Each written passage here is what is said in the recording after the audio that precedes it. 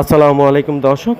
আজকে কথা বলবো যারা রিপুইচ হয়েছেন, রিপুইচ হয়ে যারা ভাবতেছেন ভিসাটা হবে কি না বা টেনশন ফিল করতেছেন, এই বিষয়ে আমি কিছু তথ্য বা এই বিষয়ে কিছু আলোচনা করব। ভিডিওটা পুরোটা শুনবেন, তাহলে হচ্ছে কি আমাকে জিজ্ঞেস করতে হবে না, আর ফোন করতেও হবে না আমাকে, বা জিজ্ঞেস করতে হবে না। তো যারা আমার চ্যানেলটা এখনও সাবস্ক্রাইব করেননি তাদেরকে অনুরোধ করবো আমার চ্যানেলটা সাবস্ক্রাইব করে যাবেন, যারা করেছেন তাদেরকে অসংখ্য ধন্যবাদ। পাশের বেল আইকনটা একটু অন করে দেবেন, তাহলে হচ্ছে কি নিত্য নতুন ভিডিওটা পেয়ে যাবেন। আর ভাই একটু লাইক দিন, সবাই লাইক শেয়ার করলে হচ্ছে কি তাহলে আমার একটু ভালো লাগে বিষয়টা, যে আমি এতটা একটু পরিশ্রম করি এই বিষয়ে একটা ভিডিও বানানোর জন্য, সেই পরিশ্রমটা আমার একটু সার্থকতা হবে, যে সবাই দেখে একটা লাইক পর্যন্ত একটু করে যান, তাহলে একটু ভালো লাগবে। তো চলুন আমরা মূল কথায় যাচ্ছি। মূল কথাটা হচ্ছে, দেখুন বিষয়টা হচ্ছে রিপুইজ মানেই হচ্ছে যে আপনি আর জমা করতে পারবেন না, এরকম কিছু না। রিপুইজ মানে হচ্ছে আপনার যে ফাইলটা আপনি জমা দিয়েছেন, বা যে রিকোয়ারমেন্টটা হচ্ছে কানাডা অ্যাম্বাসি চাচ্ছে, সেই রিকোয়ারমেন্টটাই আপনার দিতে হবে, ফিলফুল করতে হবে। সেই জায়গায় একটু খেয়াল করবেন বা একটু জানার চেষ্টা করবেন যে কি কি কানাডা অ্যাম্বাসি চাচ্ছে। যে কোনো দেশেই হোক আপনি অ্যাপ্লাই করেন, তখন কিন্তু আপনার কাছে যে ডকুমেন্টসগুলো চাবে, ওই ডকুমেন্টসগুলোর বাইরেও আপনি কিছু দিতে পারবেন না, বা ওটার দিতে কমও আপনি দিতে পারবেন না। যতটুকু চাচ্ছে ততটুকুই দিতে হবে। তো এখন দেখেন বর্তমানে কিন্তু নেডেও আপনারা ঘেটে কিন্তু দেখতে পারতেছেন যে কী কী রিকোয়ারমেন্ট আছে একটা দেশে ভিসা জমা দিতে গেলে, সেটাও কিন্তু একদম দেখা যায়। তো যারাই এইরকম বড় বড় দেশে যাচ্ছেন, প্রত্যেকটা লোকই কম বেশি শিক্ষিত মানুষ আপনারা। তো আপনারাও কিন্তু নিজেরাও এটাকে ঘেটে দেখতে পারেন, নেট থেকে সার্চ করে দেখতে পারেন যে আসলে কী কী রিকোয়ারমেন্ট চাচ্ছে, কী কী ডকুমেন্ট চাচ্ছে। ওই ডকুমেন্টসগুলো ফুলফিলে দিতে হবে। হ্যাঁ, এর মধ্যে কথা আছে যে ভালো একটা বিশেষজ্ঞ যে মানুষ, যে বুঝে ফাইলটা পূরণ করতে পারবে, বা আপনার ডকুমেন্টসগুলো সঠিক কিনা, বা আপনার ডকুমেন্টসগুলোর বিরুদ্ধে কোনো ধরনের ঘাটতি আছে কিনা, এ ধরনের একটা লোকের সাথে পরামর্শ করে ভিসাটা জমা দিবেন। শুধু টাকা দিয়ে বা কন্ট্যাক্ট করে বা এ ধরনের ভিসা কিন্তু হচ্ছে না, খুবই কম হচ্ছে। ঠিক আছে, যে কোনো লোকই হোক এজেন্সি খুলে বসে থাকবে, সে কিন্তু একটা কাস্টমার ধরার জন্য তার যতটা কৌশল আছে ততটা কৌশল সে অবলম্বন করবে। ঠিক আছে, তারপরে হচ্ছে কি সে আপনার বিভিন্ন ভুল ঠুল বা তথ্য তার জানা মতে সে একটু বেশি বাড়িয়ে দিলেও মনে হয় যে ভিসাটা চলে আসবে, আমার হয়তো 10 লক্ষ টাকা পেয়ে যাব। এ ধরনের চটকদার বা এ ধরনের কথায় পড়ে প্রবলম্ব দেখিয়ে যারা আপনাদেরকে জমা দেওয়াচ্ছে, তাদের থেকে একটু দূরে থাকবেন। ঠিক আছে, মূলত হচ্ছে আপনার কাছে যেই ব্যক্তি বলবে যে ভাই এই ডকুমেন্টসগুলো আপনার দরকার হবে, এই ডকুমেন্টস আপনি দিতে পারবেন কি না, আর যদিও সেই ডকুমেন্টস আপনি দিতে পারেন, তারপর হচ্ছে নেট থেকেও আপনি একটু ঘেঁটে নেবেন, এবং আরও দুই একজনের সাথে যারা ভালো আছে বিশেষজ্ঞ, তাদের সাথে একটু আলোচনা করবেন। ঠিক আছে, আলোচনা করতে গেলে যে আপনাদের টাকা খরচ হবে বা আপনাদের সময় নষ্ট হবে, এই জিনিসটা চিন্তা করা যাবে না। ঠিক আছে, একটু সময়ও নষ্ট করতে হবে, এবং যদি কোথাও যেয়ে আপনার জিনিসটা জানতে হয়, সেটার আপনার যদি একটু গাড়ি ভাড়াও লাগে, সেটাও দিয়ে হলেও সে জিনিসটা করবেন। কী কইছি বুঝছেন, আপনার জন্য ভালো হবে। দেখেন, একটা আশা ভরসা নিয়ে বা স্বপ্ন নিয়ে একটা দেশে আপনি যাওয়ার জন্য চিন্তা ভাবনা করতেছেন, সেই জায়গায় একটা ভুল জায়গায় যদি আপনি একটা ভিসাটা প্রসেসিং করান, সেই জায়গাটায় কিন্তু আপনার আশাটা স্বপ্নটা একদমই বিনষ্ট হয়ে যাচ্ছে, এবং আপনার সময় নষ্ট হয়ে যাচ্ছে।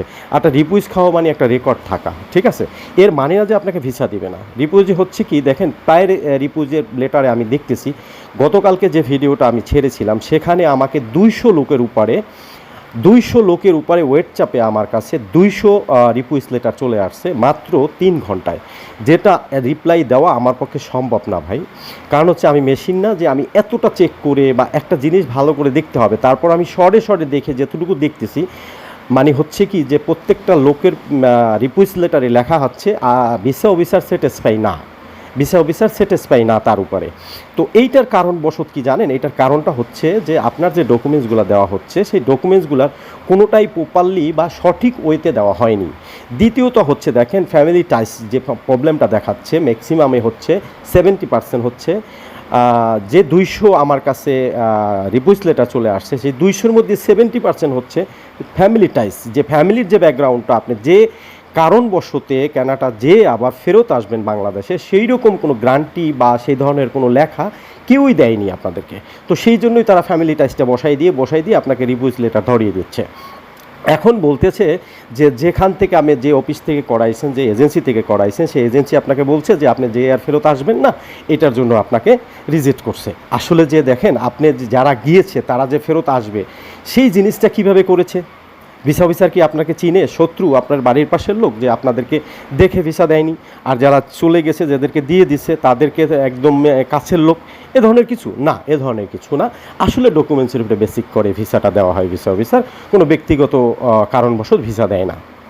আর কোনো দেশের অ্যাম্বাসি টাকা নিয়ে ভিসা দেয়ও না, টাকা লেনদেন হয় না, ঠিক আছে, সম্পূর্ণ ডকুমেন্টসের উপর বেসিক করে। তো আপনাদের এখন করণীয় কি, যারা ফ্যামিলি টাইসের প্রবলেমে ভুগতেছেন তারা হচ্ছে কি যে আপনার ফ্যামিলিতে কে কে আছে, আপনার ফ্যামিলির সদস্যরা কি কি ইনকাম করে, বা আপনার যদি ছেলে মেয়ে থেকে থাকে তারা কোন স্কুলে লেখাপড়া করে, কোন ভালো স্কুলে লেখাপড়া করে কিনা, ওই স্কুলের হচ্ছে একদম লিঙ্কটা দেবেন। স্কুলের নামটা তো লিখবেনই, সেখানে এই স্কুলের লিঙ্কটা আপনারা বহন করবেন। দেখেন 4টা অপশন থাকে কানাডা আবেদন ফর্মে, যে আপনার বর্তমান ইনকাম কত এবং আদার্স ইনকাম কত।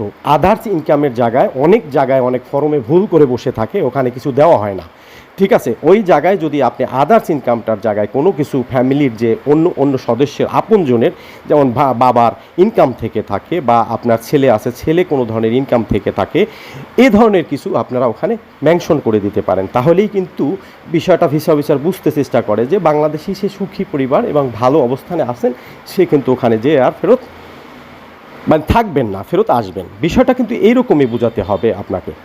তো মূলত হচ্ছে দেখেন, এগুলি তো একটা ফর্মের কাহিনী, সব এরকম ভিডিওতে বলা সম্ভব না, তাহলে অনেক বড় ভিডিও হয়ে যাবে বা 8-10টা ভিডিও হয়ে যাবে।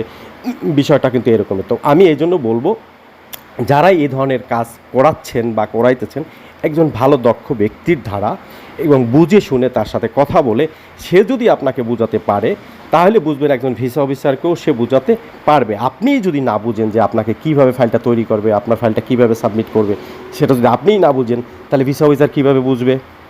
বুঝতে পারছেন বিষয়টা? তো এই জন্য বলি যে আপনারা একটু জেনে শুনে কাজগুলো করবেন। আর হচ্ছে যাদের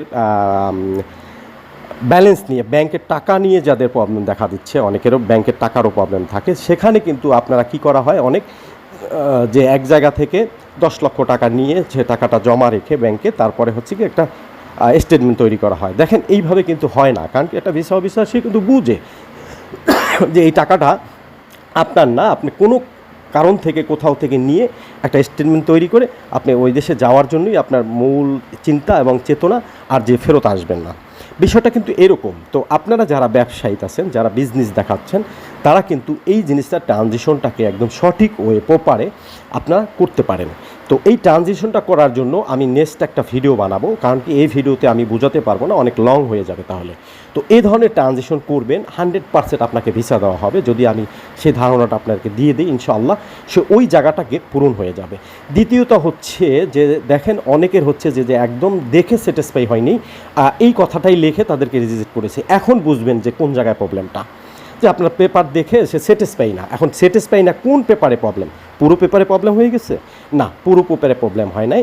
আপনার ওখানে যে ভিসা ফর্মটাকে সাজানোর জায়গায় যেই নিয়ম কারণগুলো আছে, যেই উদ্দেশ্যটা আপনার আছে, যে উদ্দেশ্যে আপনি যাবেন কানাডাতে, সেই উদ্দেশ্যটা পুরোটা লিখে ফুটিয়ে তুলতে হবে এবং তাদেরকে বুঝিয়ে বলতে হবে, তখনই কিন্তু বুঝবো। দেখেন, একটা ভিসা অফিসার কিন্তু একটা ফাইল নিয়ে আপনার 4 ঘন্টা 5 ঘন্টা হাতাহাতি করবে না।